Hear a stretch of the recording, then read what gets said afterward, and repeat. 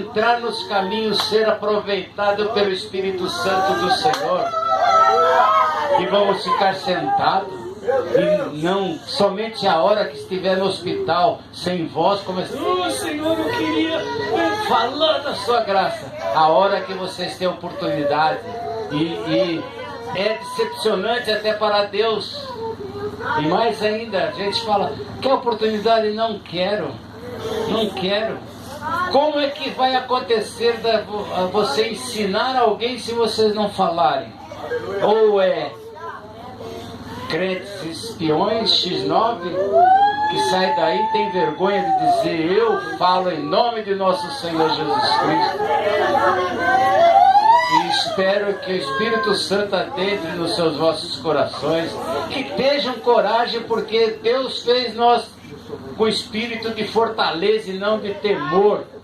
Nós não podemos de maneira nenhuma ser tímido, porque está escrito em Apocalipse capítulo 21, ou 22, 15, 21, 8, que os tímidos não entrarão no reino dos céus. Se é tímido, então por que eu vou entrar nesse lugar tão bom, que tem tanta gente alegre, contente? Tomem, olhem para vocês mesmos, cuidem de vocês mesmos, que realmente a salvação é individual.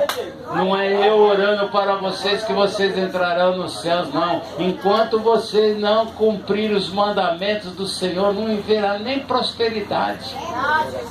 Vai passar assim para frente de vocês, e aí vocês vão: mas aquela irmã, como é que ela é tão abençoada? Lógico, faça como ela.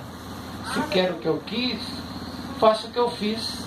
Fica a noite toda orando, de joelho, pedindo para o outro, abençoando os outros. Amém? Eu aqui vou deixar já explícito o meu... Cadê ele? Pastor Eduardo. O senhor vai orar para a minha saída. Já deixarei engrenado o apóstolo Marcos. Vai orar pela entrada do apóstolo Sebastião, que vai fazer a ministração da palavra. Amém?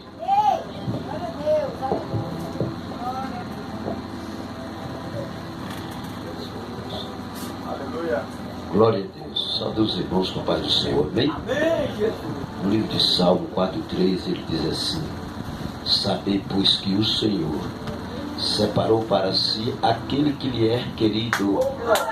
Eu ouvireis quando eu clamar a ele. Amém? Estende as tuas mãos ungidas, tuas mãos abençoadas, né, para o profeta, para nós abençoar a vida do profeta. Nós temos que honrar o profeta. Amém?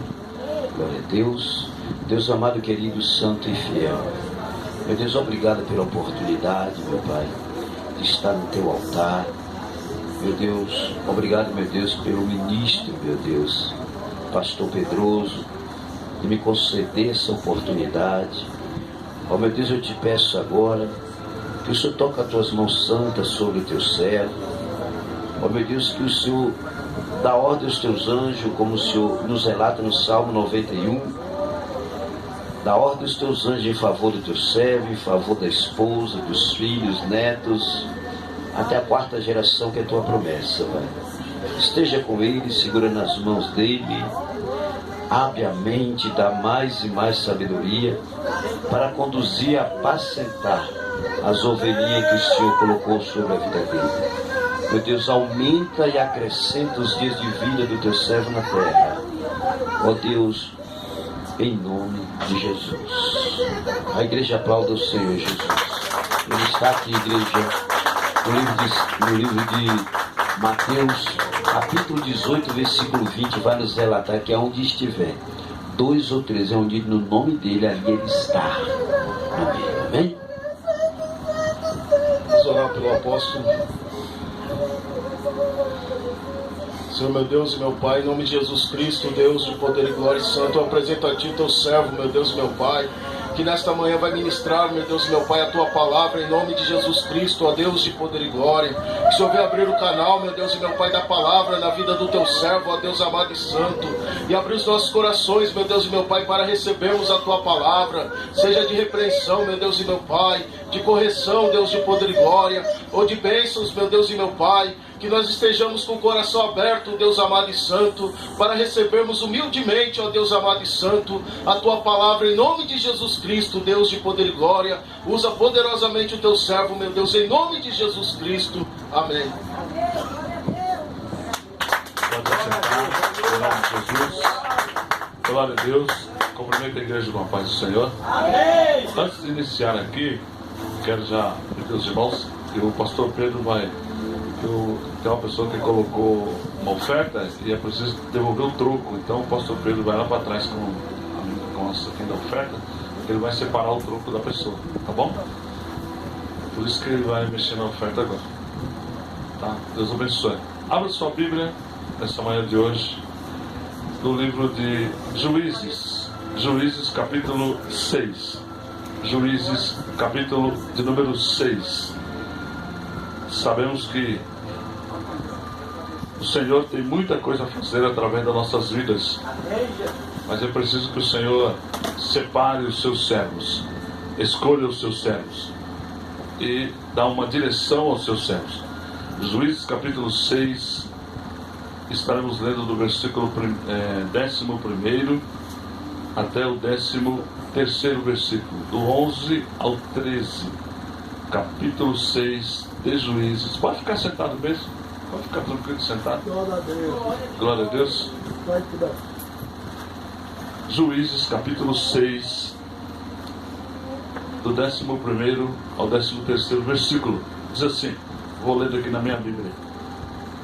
Então veio o anjo do Senhor e assentou-se debaixo do carvalho que está em Ofra, que pertencia a Joás, ou a Bizerita.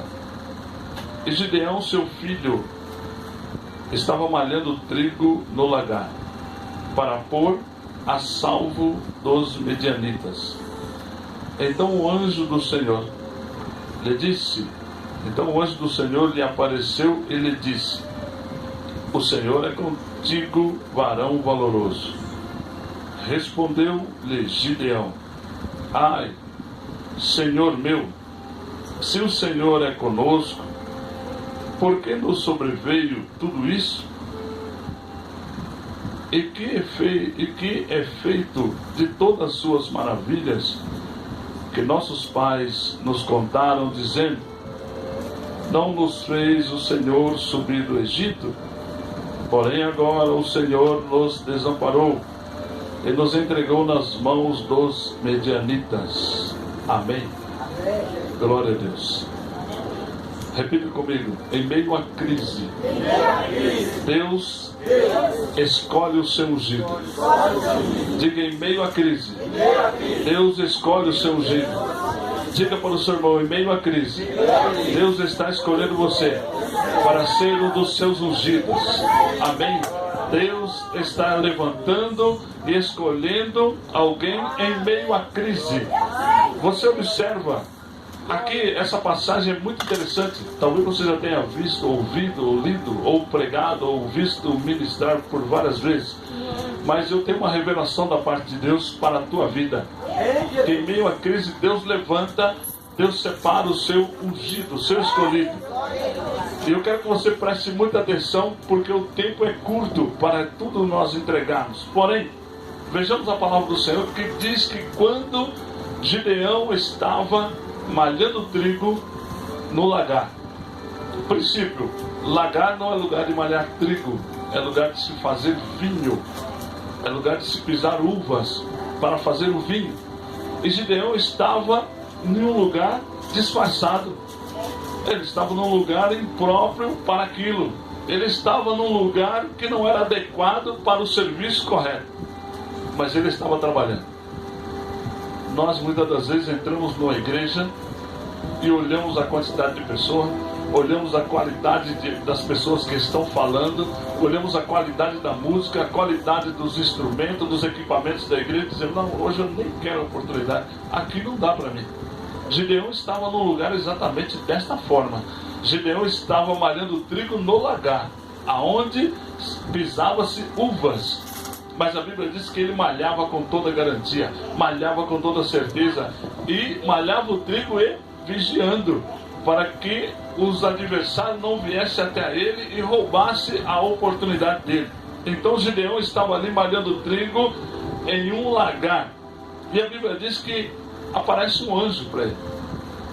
E esse anjo aparece para ele e diz: varão valoroso. Diga comigo, o anjo aparece a Gideão e chama Gideão de varão valoroso. Quando Gideão escuta isso, irmãos, Gideão diz assim: como sou tão valoroso e como sou tão precioso, se nós... O anjo falou para ele, não falou para todos. O anjo falou para Gideão, disse: é você, Gideão. Ele diz: mas nós estamos sofrendo, nós estamos sendo agredidos, perseguidos.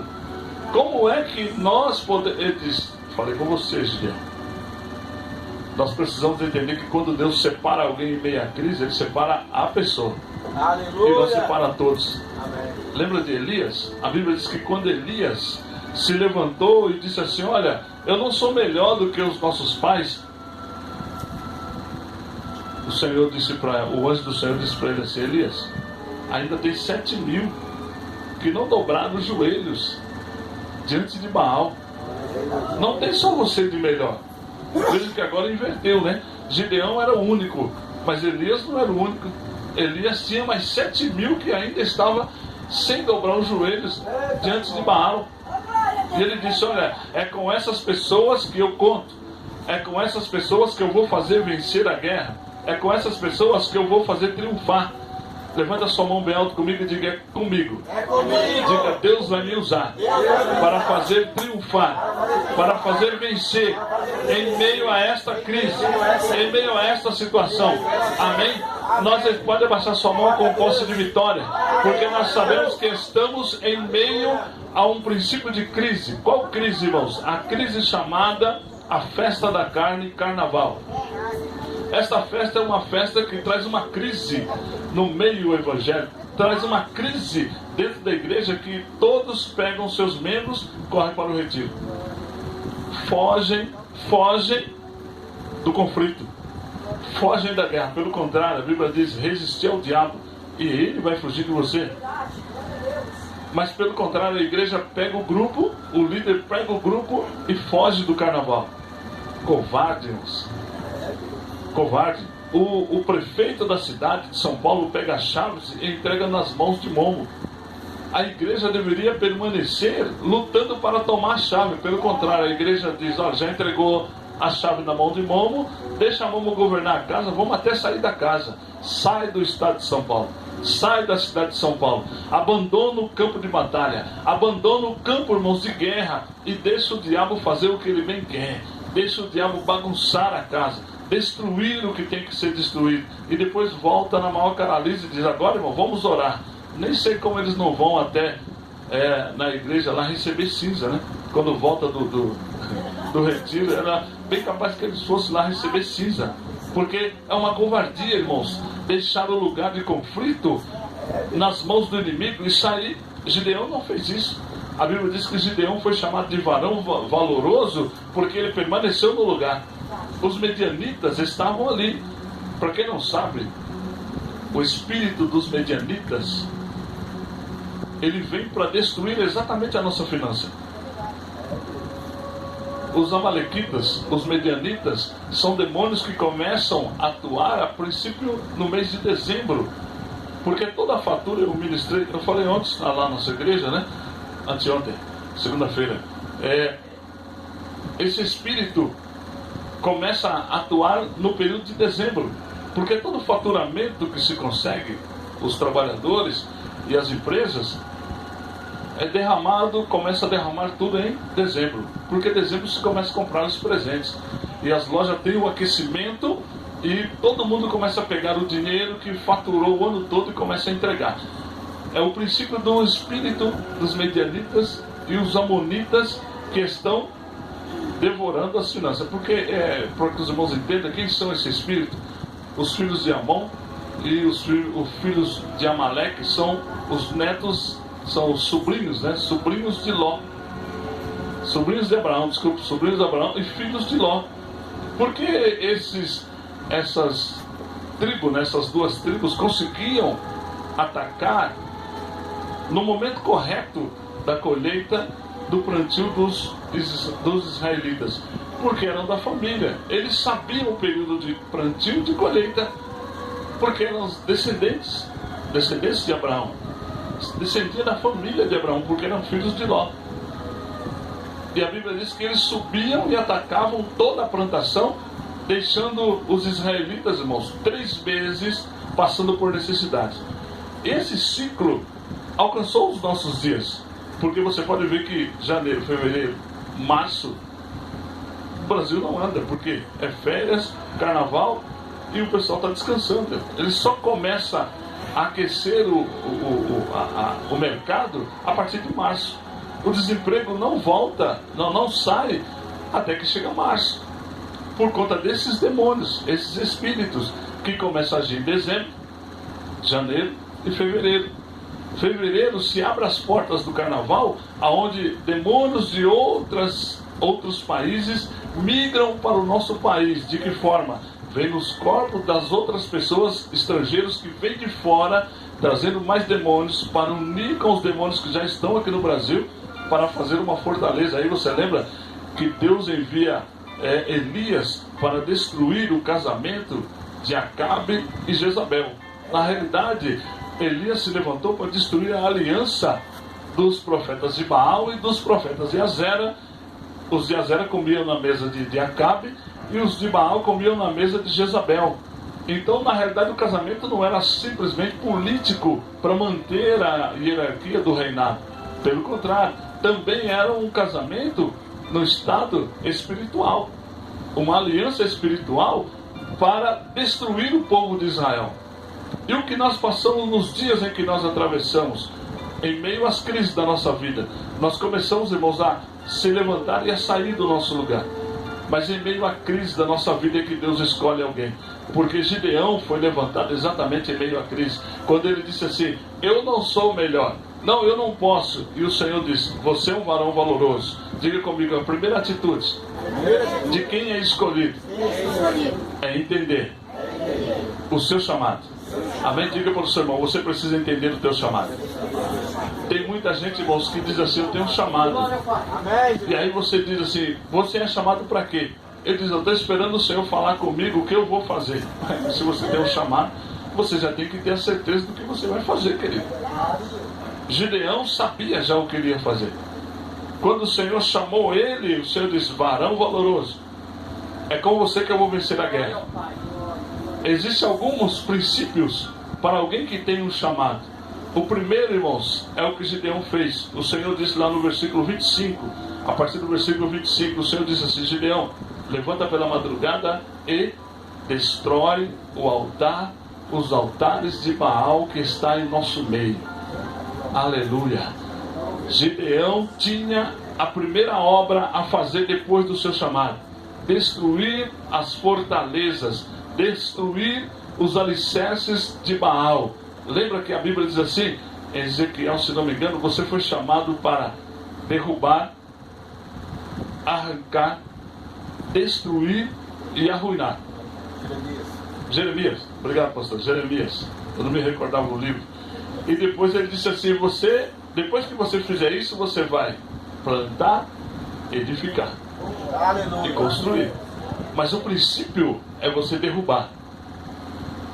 E Deus chamou a Gideão e disse para ele: olha, você precisa derrubar o altar que está plantado no meio do meu povo, no meio da tua nação, no meio da minha gente. Você precisa derrubar. Não é fugir, irmãos, do campo de batalha, não é fugir, irmãos, do principado, mas pelo contrário, é derrubar. Nós precisamos derrubar. Não adianta você orar, você precisa derrubar, é atitude. O Senhor disse: olha, levante de madrugada.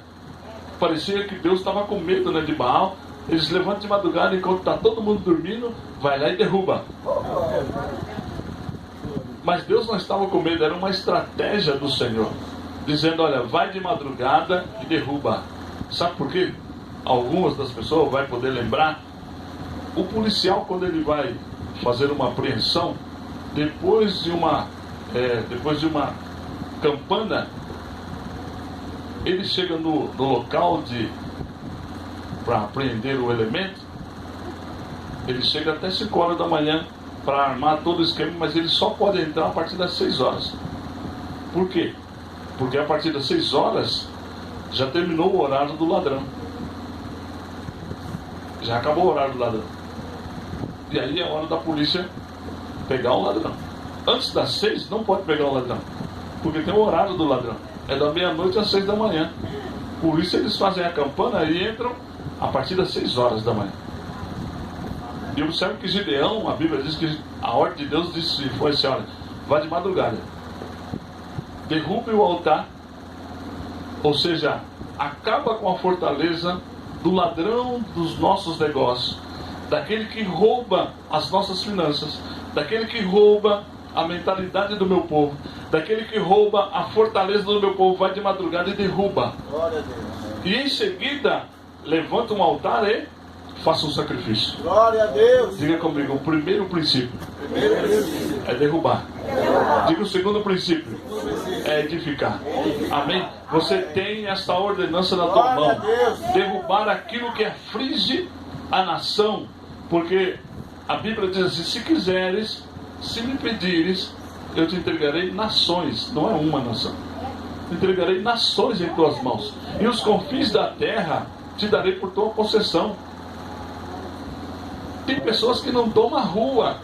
Você precisa fazer um exercício de tomar a rua da tua casa.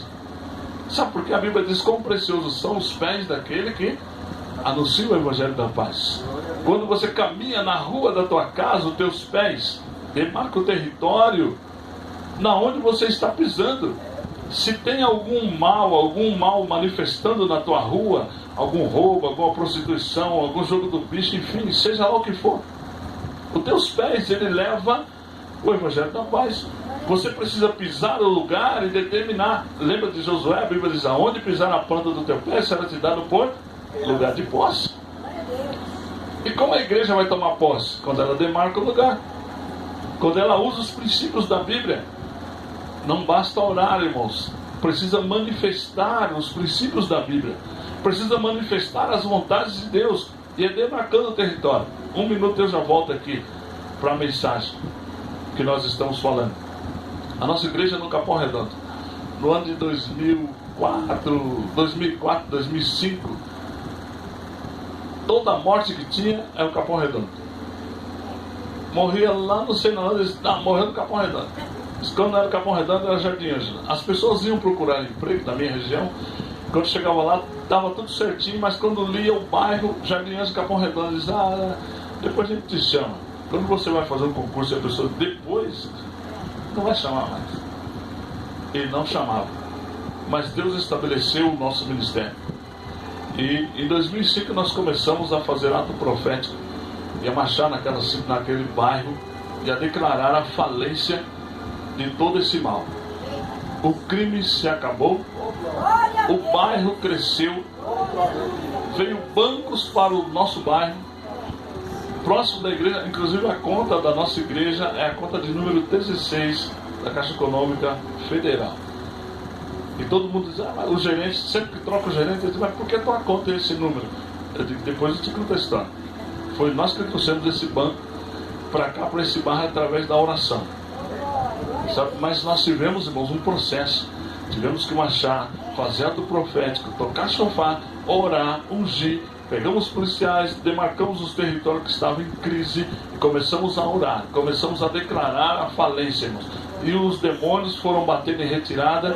E hoje, para a glória de Deus, se você for no Jardim Ângela ou no Capão Redondo, você não precisa ir mais em Santo Amaro, porque as coisas que tinha em Santo Amaro ou na cidade que era barata estão todas no Capão Redondo e no Jardim Ângela. Sabe por quê? Porque uma igreja se levantou, uma igreja sentiu o propósito e o dever no coração, tomou o posicionamento. Convidamos outras igrejas, isso é besteira, isso é besteira. Nós prosseguimos. Não importa, irmãos, o que as pessoas dizem. Se você tem um chamado, você precisa cumprir o propósito de Deus. Esta é a visão do Senhor. Você tem um chamado, você não pode recuar. O Senhor não tem prazer naquele que volta, naquele que recua, naquele que abandona. A tua igreja está aberta, está andando com 1, amém. Está andando com 1000, amém. Baixou para 500, amém. Prossegue, irmão. Você não pode parar, você tem um chamado. Você não conta com a multidão. Deus conta com você, não conta com a multidão. Quem tem o chamado é você. Deus, quando falou com Noé, a Bíblia diz que Deus viu um homem justo, chamado Noé. E o Senhor se agradou de Noé. E pronto. Noé. Não agradou da família de Noé? Não agradou da esposa de Noé. Deus não agradou dos filhos de Noé. Está escrito que Deus agradou de Noé, o justo. Lógico, por causa do justo, Deus não seria injusto de matar a mulher de Noé. Não, ele não ia fazer isso. Deus não seria injusto de matar a descendência, que são os filhos de Noé. Não, Deus não ia fazer isso. Por causa do Noé, Deus poupou a mulher e os filhos. Mas você viu? Porque antes que ele poupou a mulher e os filhos, o que aconteceu quando Noé saiu da arca? A primeira coisa foi que fizeram vinho e bebedaram Noé. Deus deveria ter matado, né? Será que Deus errou? Também não. Se ficar só Noé, como ia frutificar? Não tinha como. Mas porque sempre foi necessário deixar um pedacinho, sempre teve problema. Porque Deus falou para Noé assim: Noé, eu me arrependo de ter feito o homem. Eu me arrependo de ter feito o homem. Eu vou matar todo mundo. Glória a Deus. Deus falou com Moisés também: Moisés, eu vou matar essa geração que está contigo no deserto. Não, você deixa o povo. Se for matar o povo, eu mataria. Eu disse: não posso te matar, Noé. Moisés, não posso te matar porque eu te chamei. Eu tenho um propósito com você. Você eu não posso matar. Ele disse: pois se for matar o povo, mata eu também. Ele disse: tudo bem, vou deixar. Os amalequitas, irmãos, veio de lá. Os amonitas vieram também de lá. Toda a raça que deixaram vivo, por onde eles passavam, eles matavam, mas eles deixavam alguém vivo. E deixar alguém vivo, irmãos, é deixar prejuízo. É deixar prejuízo. Não pode deixar raiz e nem ramo. Tem que aniquilar tudo. Às vezes as pessoas olham assim e dizem: mas por que Deus matava a cidade? Era necessário. A cidade que estava na frente era um impedimento para que o povo passasse. Deus tinha ali, irmãos, no seu grupo. Deus tinha ali no seu grupo chamado. Ele tinha pessoas que eram príncipes, pessoas que eram valentes, pessoas que eram úteis na obra. E ele não podia deixar de maneira nenhuma ali de pé aquele povo.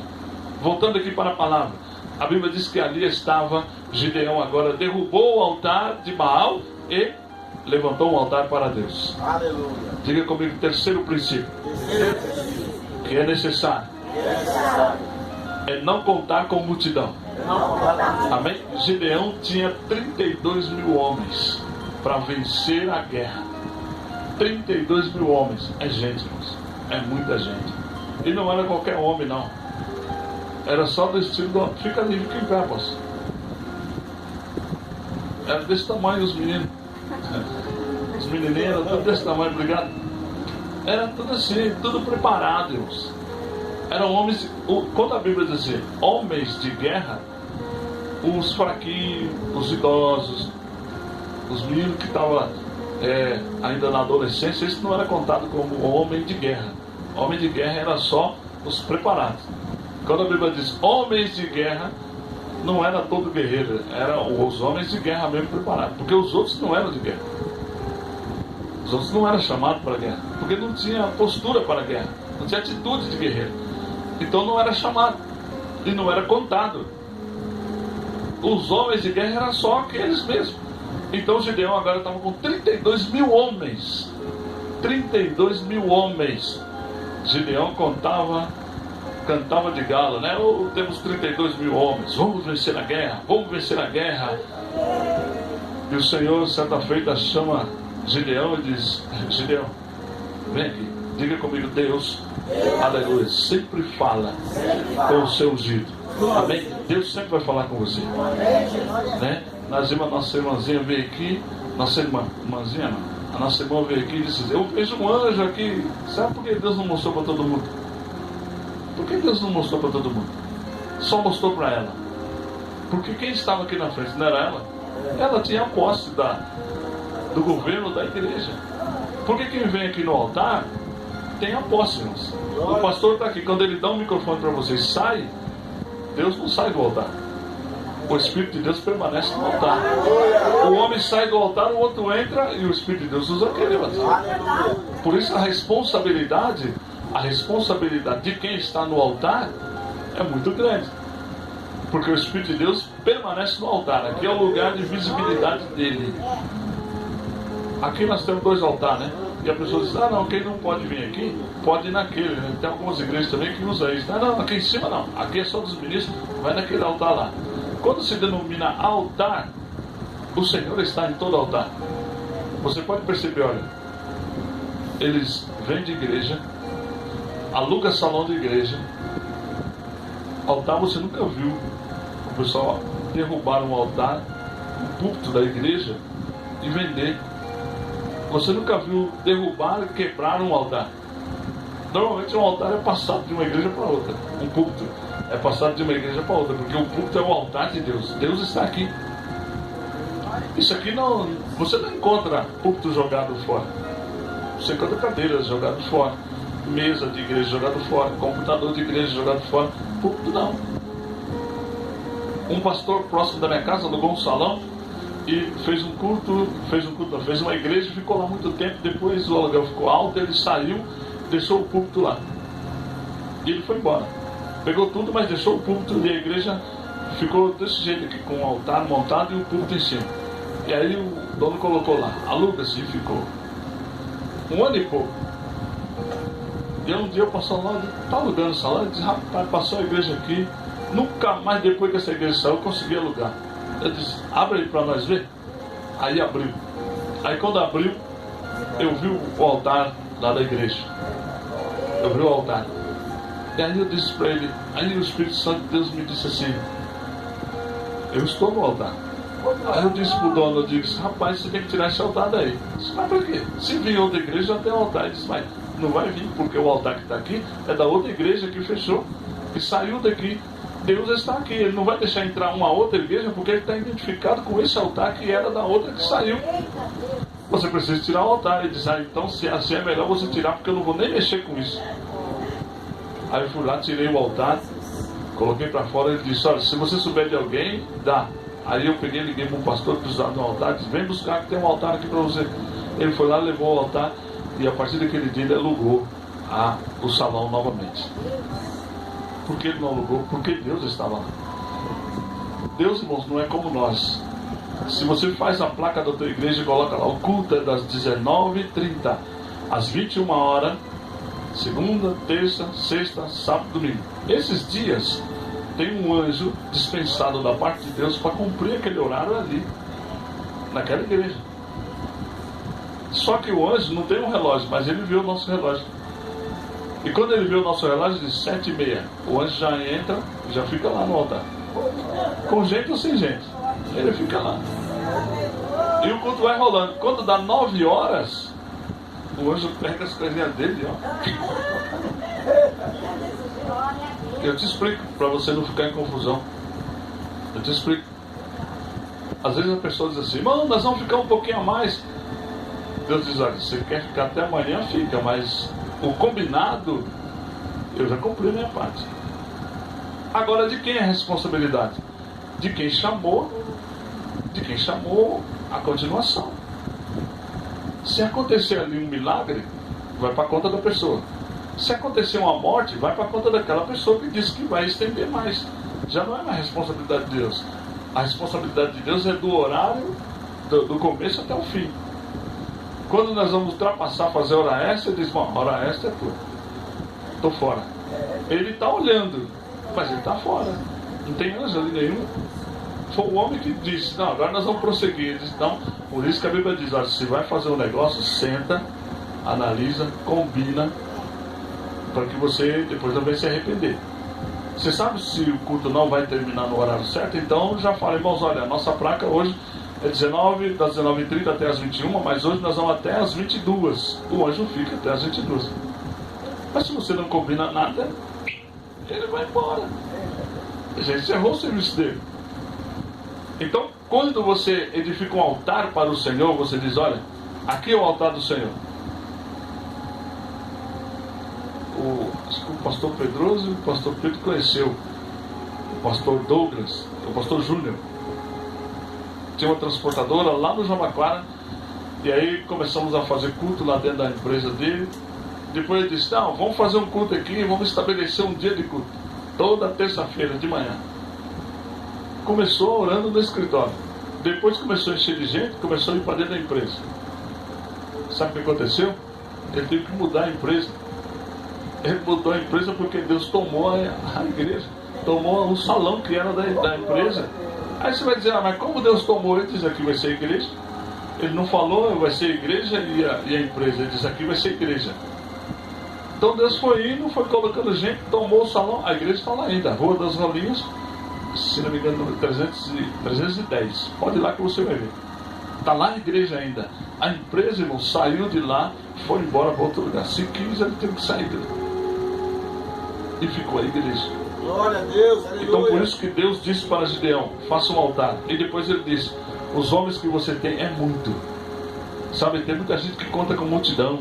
Tem muita gente que quer fazer a obra, irmãos, onde tem multidão. Quer fazer a obra, irmãos, onde tem conforto. Mas o Senhor diz, tem muita gente. É preciso colocar a prova. Diga comigo, Deus, quando chama a minha pessoa, Ele escolhe os meus amigos. Muita gente não entende, mas Deus escolhe os teus amigos. Sabe por que muita gente às vezes entra aqui e depois sai? Porque ele não é escolhido para ouvir a palavra. Sabe por que muitas vezes você quer sair, mas fica? Porque você é o escolhido para ouvir a palavra. Aí você quer sair, eu vou sair, eu vou embora, mas não consegue sair, porque Deus diz, fica. Eu quero falar com você. O outro que ele não quer falar, ele diz, olha, sai fora, aqui está muito calor, vai embora, está muito calor, e aqui está ruim, olha, vai demorar a palavra. Já cantou 10 hinos, agora fica todo mundo falando, a palavra vai demorar, vai embora. E a pessoa pega e diz, não estou indo embora, então, vai embora. Deus diz, tchau. Você não é escolhido para ouvir. Porque a Bíblia diz assim que o Senhor não dá pérola aos porcos, nem coisas santas aos cães. Eu fui para Israel. Quando você chega em Israel, você é tratado como peregrino, como um cão. Você é desconhecido no meio dos judeus. Santos são eles.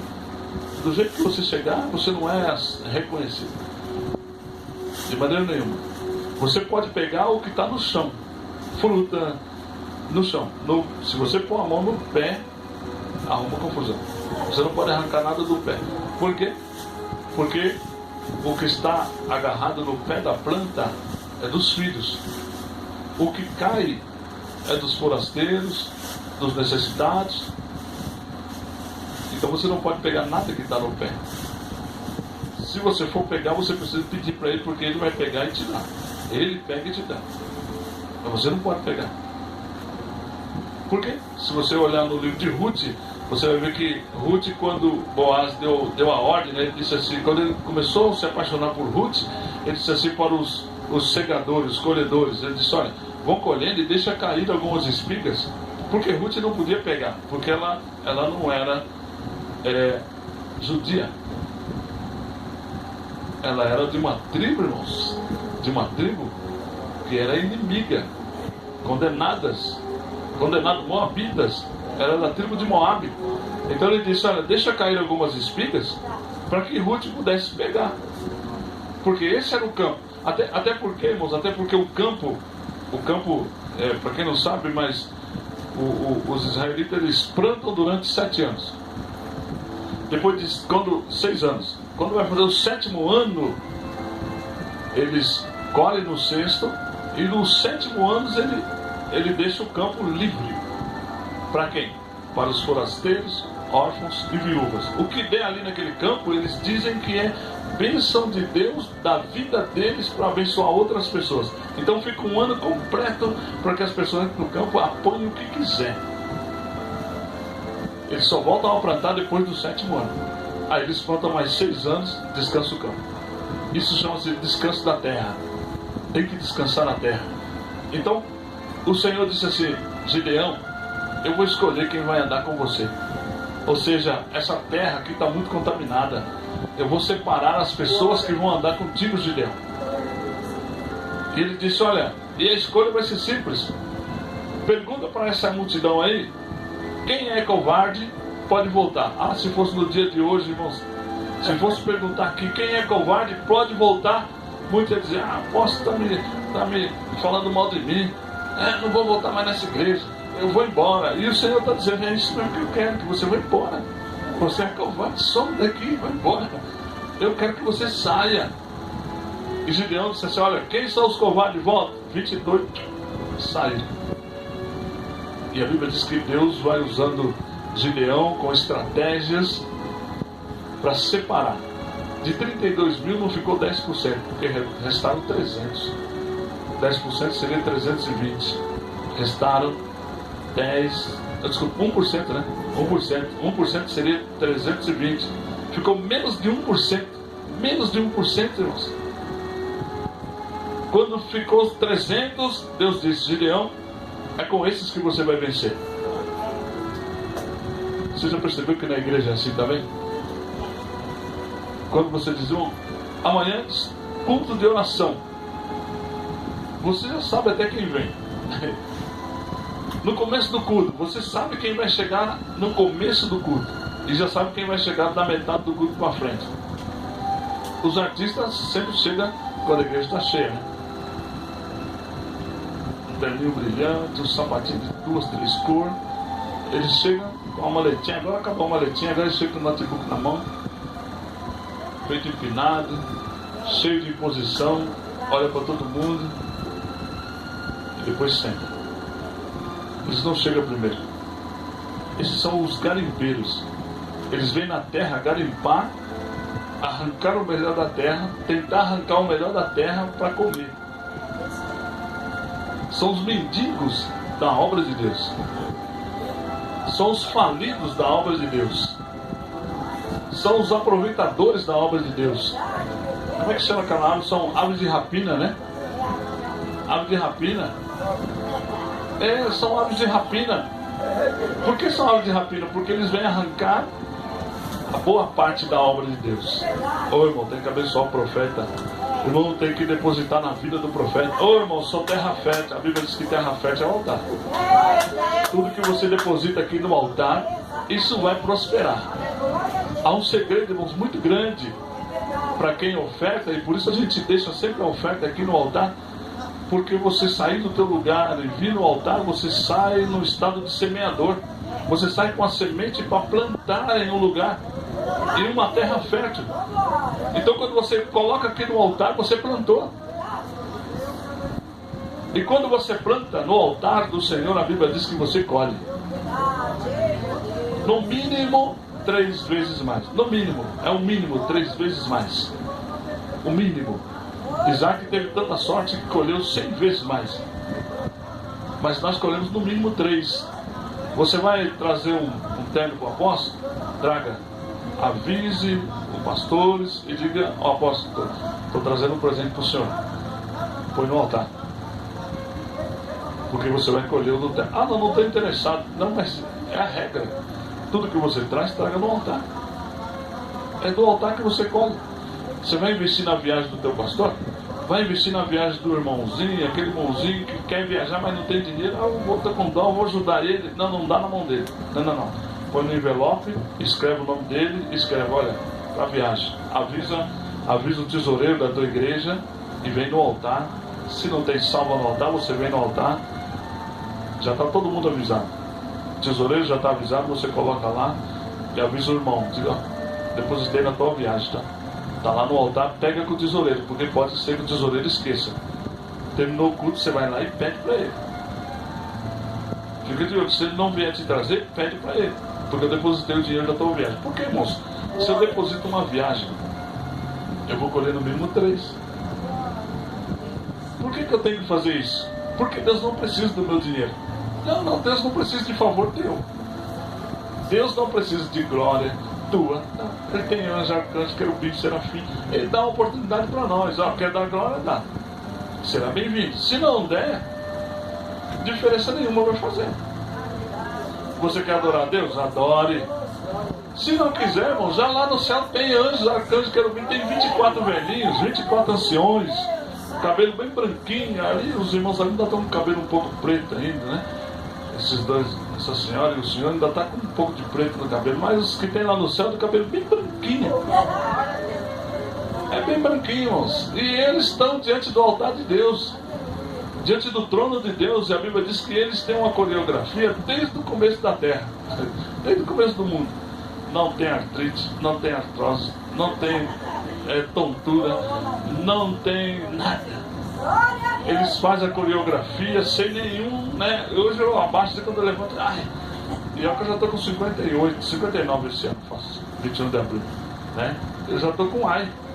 Eles estão lá tranquilos, põe a coroa, deposita a coroa, volta, abaixa, levanta, e olha que eles põem a cabeça no chão, adora o Senhor, volta, levanta e vai lá de novo. Isso é desde o princípio do mundo. Se você não quer adorar a Deus, não precisa. Deus tem adorador. Adorador de qualidade. Bom. Eu cheguei aqui no apostolado, irmãos, porque no começo da minha história, com 17 anos de idade, eu andava só com os senhores. Não andava com os jovens da minha igreja, não. Andava só com os mais velhos. E os meninos diziam, vai andar comigo, deixa esses irmãos para lá. Eu digo, então, vocês não vão me ensinar nada, eles têm que me ensinar. Eu aprendi, irmãos, andando com pessoas mais maduras do que eu. Aprendi obedecendo o meu líder. Meu líder era bonzinho? Não, ele era muito ruim. Todas as coisas que eu fazia, muitas coisas ele desmanchava. E todo mundo, rapaz, ele é o líder, ele é a cabeça. Se ele está fazendo é porque ele sabe. Mas uma coisa é você falar com o dono, outra coisa é você falar com os empregados do dono. Eram os empregados que estavam falando para mim, não obedece não. Se o dono que está lá que está mandando, eu vou obedecer o dono. Eu não tenho que obedecer empregado nenhum. E por muitas vezes eu passei por bobo. Mas o meu líder, que hoje já está na glória, é o pastor João Lopes, da Igreja Pentecostal Casa de Deus, Pronto Socorro de Jesus Cristo. Foi obedecendo ele. Um homem que não tinha menos cultura do que eu, tinha menos condições do que eu, mas ele era o meu líder. Deus fez dele o meu líder. E eu sempre obedeci.